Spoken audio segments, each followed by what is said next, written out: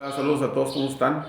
Hoy es lunes 25 de mayo del año 2020 y bueno, quiero reanudar de nuevo con los videos que anteriormente estaba realizando respecto a compartir experiencias vividas. Ya estoy grandecito, ¿verdad?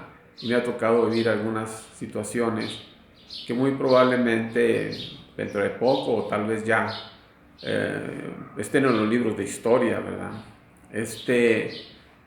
Yo cometí el error en mi infancia, en mi juventud, en no cuestionar a mis personas mayores que yo conocía con respecto a temas que pudieron haber ellos, experiencias o situaciones que pudieron ellos saber en forma más directo, digamos, por ejemplo, de la Segunda Guerra Mundial, de la Primera Guerra Mundial, de la Revolución y cuestiones así. Yo, equivocadamente, desaproveché la oportunidad de cuestionar a mis familiares mayores. No sé por qué razón no lo hice, seguramente por cuestiones de educación. Entonces, pues yo quiero resarcir ese error y no quiero cometer ese error. Me gustaría, por eso he estado tratando de compartir mis experiencias, mis vivencias, lo que yo puedo decir de lo que me tocó vivir y que pudiera ser útil a mis amigos, a mis familiares, seguramente más jóvenes o de mi edad, que también pudieran ellos aportar alguno su opinión respecto a los temas que yo tomo. Entonces, yo había comentado que había tomado como referencia el final del gobierno del licenciado Luis Echeverría. Estoy hablando noviembre de 1976, pues yo ya estoy en tercer año de secundaria, en quinto semestre de secundaria, tengo 13 años, a punto de cumplir 14 años de edad.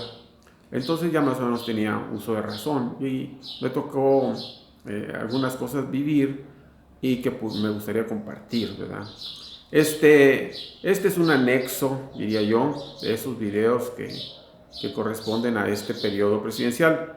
Creo que es el último. A partir del siguiente video voy a hablar de lo que me tocó vivir, de mi experiencia en el gobierno del licenciado López Portillo. Pero bueno, había unos temas que creo que me habían faltado por tocar y uno de ellos es el de Mohamed Ali. A mí me tocó en un momento dado pues cuestionar sobre Mohamed Ali. Yo supe que a él habían quitado su campeonato de peso completo al negarse a reclutarse para la guerra de Vietnam. Entonces, por negarse a esa petición del gobierno, se le retiró su campeonato de peso completo. Un político lo ayudó a gestionar un amparo y logró que le dieran permiso de boxear, ya no como campeón, pero en algunos estados, en Georgia, tengo entendido, pero por ejemplo en Las Vegas estaba prohibido, por mucho tiempo. Más o menos por ahí de 1974 volvió a pelear por el campeonato, pero cuando regresa a boxear se cambia de nombre, ya no se llamaba Casus Clay, Casus Marcellus Clay, sino Mohamed Ali. Y él había hecho un cambio de religión. Este acto, él que era una persona tan popular dentro de la comunidad afroamericana, hace que muchos afroamericanos sigan su ejemplo y también cambien de religión. Y así nos encontramos a personas como Kareem Abdul-Jabbar, que era basquetbolista muy destacado de los Lakers, y muchos otros que también se cambian a la religión musulmana. Este acto, pues obviamente tuvo repercusiones políticas, es una especie de caballo de Troya, porque de repente una gran cantidad de ciudadanos dentro de Estados Unidos pues ya tenían una religión completamente ajena a su historia, ¿verdad?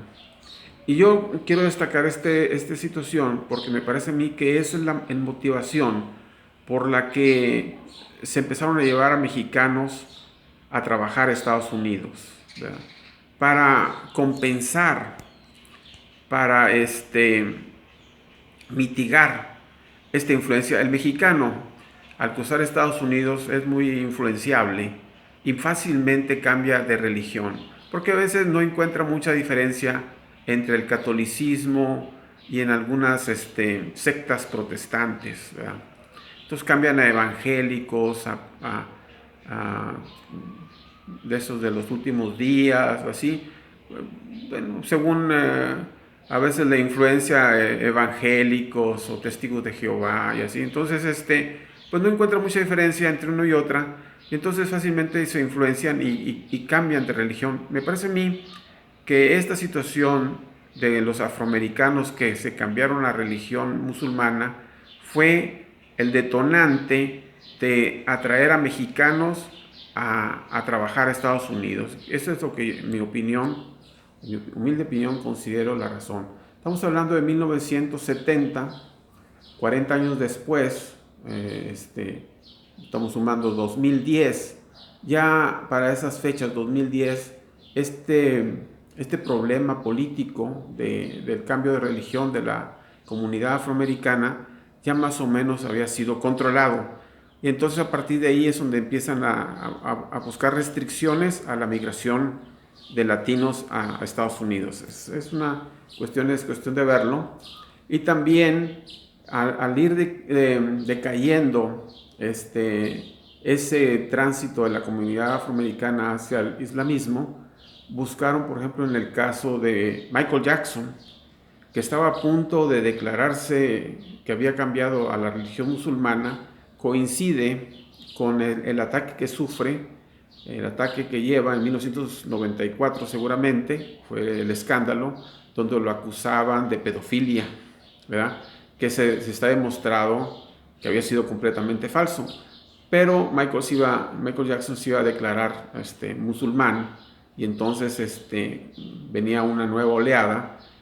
Entonces pues algunos grupos lo acusaron falsamente de que abusaba de los menores. Entonces, por eso me considero yo que el caso de Muhammad Ali es un asunto que hay que destacar en estas fechas. Estoy hablando de finales del gobierno del licenciado Luis Echeverría. Ok. También en estas fechas yo descubro yo que América Latina estaba gobernado por dictadores.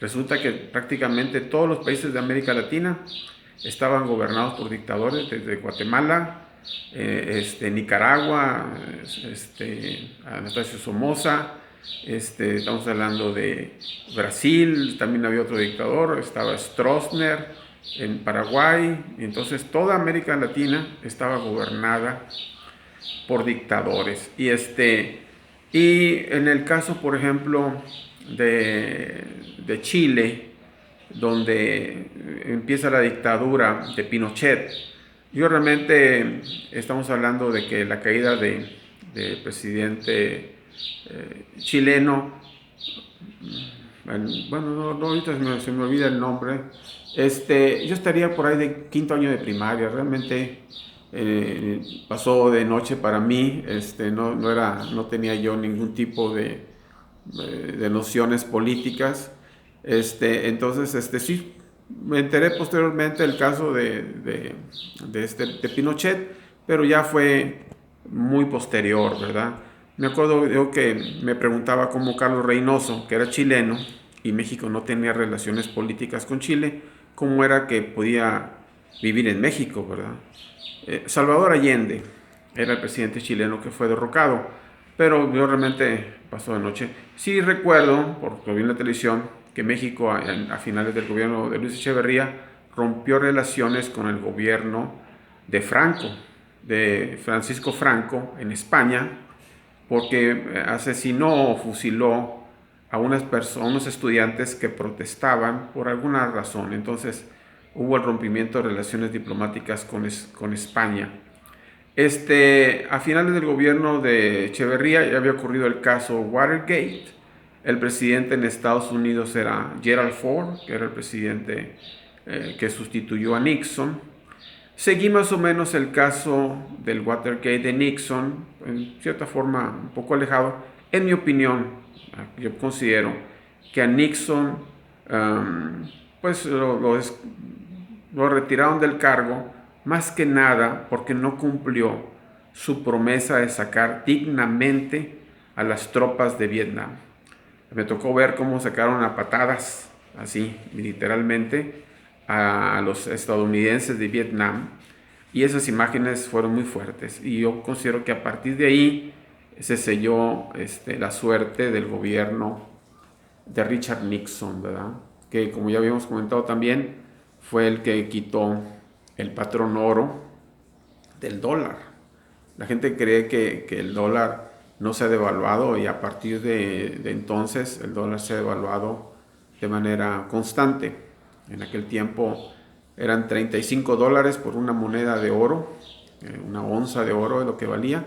Actualmente anda arriba de $1,400 por onza. Entonces, el que se ha devaluado ha sido el dólar porque ya no tiene su respaldo en oro. Creo yo, así a grueso modo, eran los datos que a mí me faltaba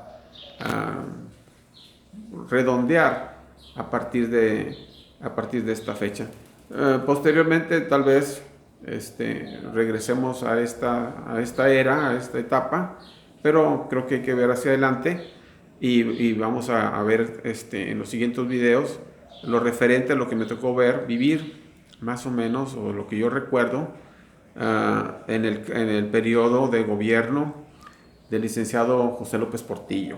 Eso lo veremos en los siguientes videos. Bueno, espero que esta información les sea útil en la toma de sus decisiones, de su información. Si les gustó el video, por favor denle like y espero que sigan mis videos en la página de YouTube como Tigre Monclova todo junto, o en Twitter también como Gus Monclova todo junto. Saludos a todos, estamos en contacto, nos estamos viendo. Adiós.